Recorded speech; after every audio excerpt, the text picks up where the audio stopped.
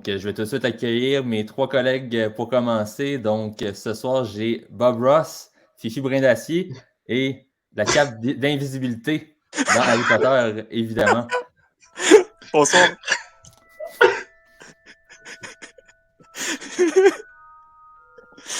Oui, je suis là, mais vous ne me voyez pas, donc c'est un costume évidemment qui a coûté très cher. Là. Voilà. Donc, avec la chanson thème pour accompagner tout ça. Absolument. Malgré tout, malgré que ça t'aurait écouté, là, je pense que tu gagnes le meilleur costume pour la soirée. Mais il faut garder notre costume jusqu'à la fin, Éloi. Hein? Oui, pas de problème. Mais il y a un segment, le quiz, je vais l'enlever pour qu'on puisse me voir lever la main. Là, mais là, tu me vois en ce moment, là, je suis ici devant la caméra. Tu sortiras la main de la cape. C'est bon. C'est bon. Okay. Sur ce, bonsoir messieurs, commençons avec le CHFDO. On voulait revenir sur la semaine du Canadien. Une semaine quand même surprenante. On se rappelle, la semaine dernière, on a fait nos pronostics habituels. Le plus haut total qu'on avait, c'était 4 points sur 8. On était allé en chercher 5. Donc, les 2 victoires qu'on s'attendait contre les Jackets et contre les Jets. Puis un gros point qu'on est allé chercher à Vegas hier soir. Et ça aurait pu être 2. C'était un très, très bon match canadien. Julien, peut-être pour commencer, comment as-tu trouvé la semaine du CH et particulièrement peut-être le match d'hier? Hier, c'était incroyable. Écoute, j'ai veillé jusqu'à 1h, ce qui est vraiment pas dans mes habitudes. Non, c'était vraiment bon. Puis, tu sais, la semaine en général, honnêtement, tu sais, c'est drôle parce que, tu sais, hier, Martin Saint-Louis disait que c'était le meilleur match. Je trouvais des fois que c'était quand même... Personne ne voulait... C'était décousu. Je ne sais pas c'est quoi son système. Un peu clair, on dirait que justement, c'est plus des concepts. Il y a pas, c'est la première fois que je regarde une équipe, c'est comme... Il n'y a pas de pattern tant que ça. Il y en a. En avantage numérique, on le voit. Là. Bon, c'est la remorque, etc. Mais tu sais, oui, relance rapide, 3 joueurs tout de suite qui s'en vont. Là, ça ressemble beaucoup plus au système de Michel Therrien que celui qu'on a eu là, dans les dernières années là, avec Dominique Ducharme, entre autres. Là. Mais je trouve ça vraiment intéressant.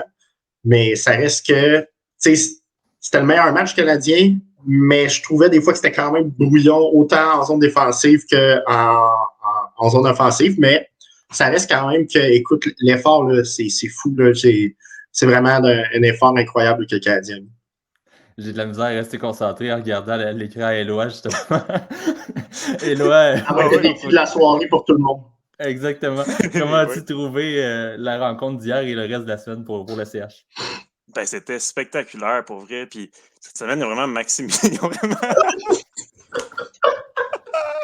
Ils ont vraiment maximisé les points qu'ils pouvaient aller chercher dans ces matchs-là. Donc, tu sais, on pense, c'était quoi, Columbus?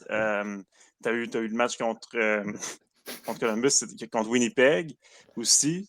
2 matchs qui perdaient 3-1. Donc, tu sais, oui, il y a eu hier, ils ont été chercher ce point-là. Il ne faut pas oublier non plus ces rencontres-là que c'est 2 matchs qu'on était proche de perdre. On dirait vraiment un show des Chicken Swell.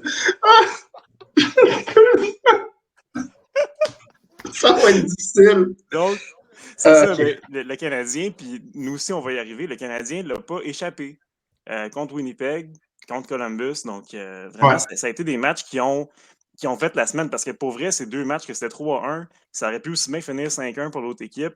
Winnipeg, à un moment donné, il y avait quoi, 20 tirs contre 6 à peu près en début de deuxième période. C'était 3-1. Tu sais, c'est des matchs, c'est des points qui sont... Qui étaient difficiles à chercher dans ces circonstances-là, puis sont allés les chercher.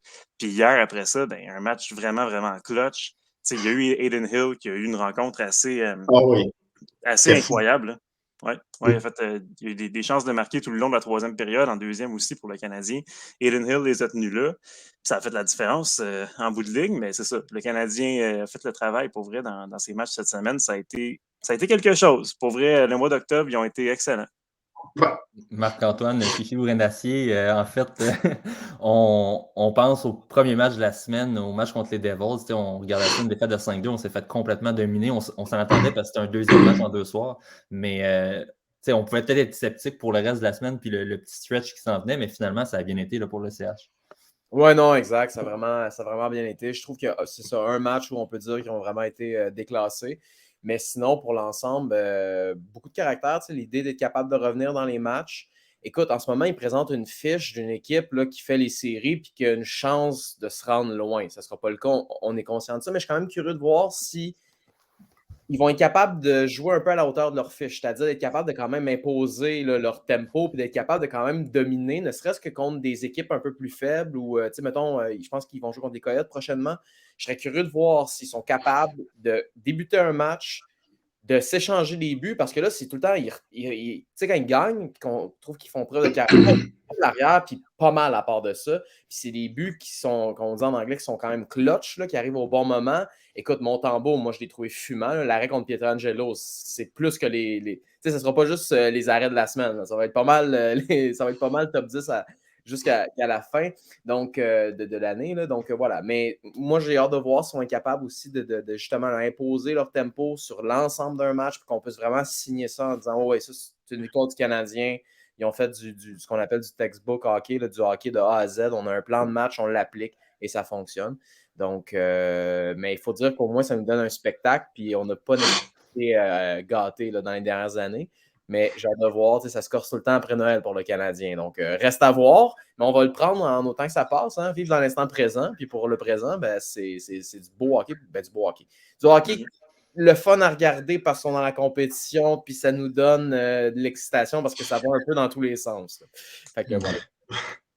C'est sûr, je ne veux pas aussi, si je me rappelle plus de la statistique exacte, mais je l'avais vu passer en termes de chances de marquer versus le nombre de buts faits par le Canadien. Si je ne me trompe pas, on a plus de buts que de chances de marquer. Donc, on est l'équipe que justement le pourcentage est le plus élevé dans toute la ligue en ce moment. Donc, tu sais, je ne veux pas, c'est sûr que ça peut te rattraper éventuellement. Tu sais, c'est une question de pourcentage. Donc, ça sera à suivre aussi ce côté-là. Sinon, Éloi, notre statisticien aussi, a sorti une stat très intéressante, en fait, depuis le début de la saison. Le Canadien contre les équipes qu'on ne voyait pas en série, on se rappellera des choix qu'on avait faits au début de l'année.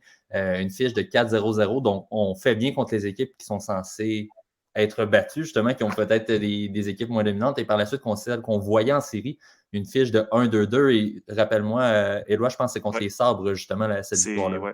C'est Buffalo. Dans le fond, c'est ça, on a nos choix combinés. Buffalo, on les voit en série. Mais évidemment, Minnesota, New Jersey, ça a moins bien été. Puis Vegas, Toronto, ben, c'est des matchs qui ont été en tir de barrage dans ce cas-là. Donc, c'est ça. Puis tandis que les adversaires plus faibles, comme Washington, comme Columbus, Winnipeg, mais le Canadien est arrivé à les battre. Donc, ça va être intéressant de voir si la tendance se maintient. Mais en ce moment, bon, après 9 matchs, ce qu'on peut dire, c'est qu'une fiche de 5-2-2, c'est super bon. Mais ils jouent au niveau qu'on s'attend d'une équipe de milieu de classement, finalement. Un peu comme en, c'était quoi, 2019, quand Columbus a fini juste devant le Canadien cette année-là. Oui, l'année post-repêchage de Kéké. Ouais. Donc, c'est ça, exactement. 2019, parce que le Lightning, c'est la dernière fois qu'ils ont choqué en première ronde avant de gagner la Coupe. Donc, voilà, c'est ça. Je pense que les Canadiens, ils vont devoir faire des preuves là, s'ils veulent vraiment compétitionner cette saison. Il va falloir qu'ils fassent leurs preuves contre les bonnes équipes ou celles qu'on voit comme étant les bonnes équipes. Non, effectivement, ça sera sur ce côté-là. Et pour l'instant, bon, évidemment, on a les Caulfield Suzuki qui continuent de marquer, de faire des points. Mais dans tout ça, on a quelques vétérans qui se lèvent. Jake Allen, on ne se le cachera pas qu'on a un très bon début de saison. Sean Monahan, par contre, je pense, Julien est peut-être celui qui se démarque le plus là, chez le Canadien en ce moment. Ouais, puis tu sais, en même temps, c'est pas surprenant. Tu sais, quand tu regardes ces statistiques, tu sais, les mauvaises saisons quand Calgary, c'est parce qu'il était blessé. Tu sais, mais il était pas à 100%, puis il y avait des problèmes. Tu sais, il s'est fait opérer au hanche, c'est une grosse opération. Parce qu'avant ça, écoute, c'est un gars, tu sais, il a déjà fait des saisons au-dessus de 80 points. Là, c'est pas n'importe qui, là, Sean Monahan, puis il a juste 20 bien d'avoir 29 ans. Là. Tu sais, fait que c'est pas. C'est pas un gars fini. Si il est en pleine possession de ses moyens, honnêtement, ce gars-là, il peut faire 60 ou 70 points par année. Là. Je suis surpris, en fait, je suis content parce que ça donne que le Canadien a 1.9. Puis oui, c'est vrai que c'est surprenant par rapport aux dernières années, mais c'est pas surprenant par rapport à un Sean Monahan qui est en pleine forme. Puis là, il commence. C'est comme le début de saison l'an dernier. C'est juste, il faut voir s'il peut durer 82 matchs. Ben, c'est ça. Mais là, je pense pas qu'il va faire la niaiserie qu'il a faite l'année passée. Là. Ça, je pense que c'est assez clair. Si jamais il y a un petit quelque chose, il va arrêter tout de suite, il n'aggravera pas. Mais l'année passée, c'était une autre blessure qui n'avait même pas rapport avec son opération des hanches. Il a été malchanceux. Là. Mais les hanches faisaient une couple d'années qu'il traînait ça. Là. Fait que, avant ça, il était très bon, le Sean Monahan. Fait que, je suis surpris, évidemment, on s'entend, je suis surpris au complet du Canadien. Je ne m'attendais pas à ça comme début de saison. Mais ça reste que, mettons qu'ils sont les 4 meilleurs marqueurs de l'équipe, peu importe si les meilleurs marqueurs ils ont un point ou 2 matchs ou un point par match. Je m'attendais à ça. Parce que pour moi, avec Suzuki Caulfield, là, il y avait peut-être Kirby Dach que je voyais là-dedans, mais là, il n'est pas là. À part ça, à l'attaque, honnêtement, c'est lui. Là. Il n'y a pas d'autres personnes aussi bonnes pour faire des points que ce gars-là.